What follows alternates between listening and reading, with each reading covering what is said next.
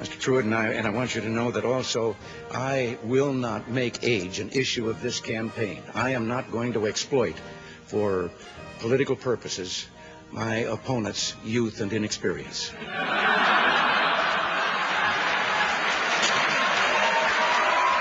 Governor Reagan, again, typically is against such a proposal. Governor, there you go again. Admiral Stockdale, your opening statement, please, sir. Who am I? Why am I here?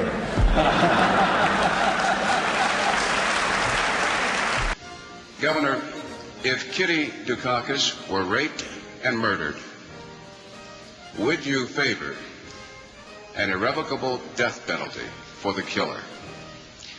No, I don't, Bernard, and I think you know that I've opposed the death penalty during all of my life. I don't see any evidence that it's a deterrent, and I think there are better and more effective ways to deal with violent crime. We have a question right here. Yes, how has the national debt personally affected each of your lives? I think the national debt affects everybody. Obviously, it has a lot to do with interest rates. It has. She's saying you personally. On a personal basis, how has it affected you? Has it affected you personally? Well, I'm sure it has. I love my grandchildren. I want to think that. I have as much experience in the Congress as Jack Kennedy did when he sought the presidency.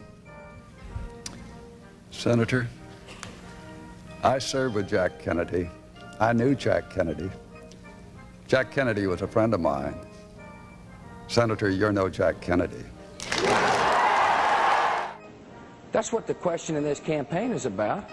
It's not only what's your philosophy and what's your position on issues, but can you get things done?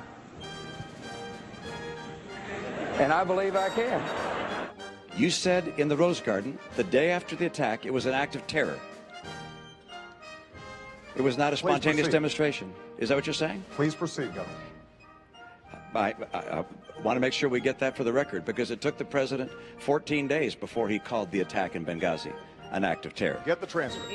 He did, in fact, sir. So let me call it an act of terror. Can you say that a little louder, Candy? He did call it an act of terror. Yeah, I'm glad that you recognize that Al-Qaeda is a threat, because a few months ago, when you were asked what's the biggest geopolitical threat facing America, you said Russia. Not Al-Qaeda, you said Russia. And the 1980s are now calling to ask for their foreign policy back, because the Cold War has been over for 20 years.